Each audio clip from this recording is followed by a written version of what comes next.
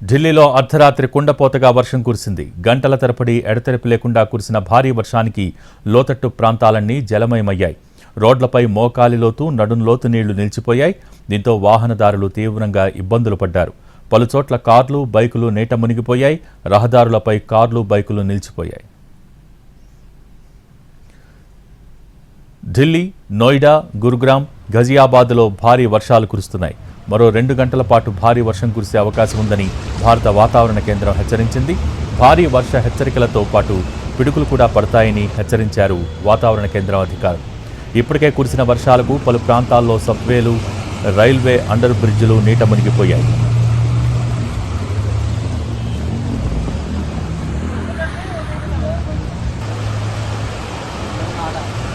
ఈదురుగాలులు, భారీ వర్షాలకు ఢిల్లీ వాసులు సేద తీరుతున్నారు. కొన్ని రోజులుగా ఉత్తరాదిన సూర్యుడు చెలరేగిపోయాడు.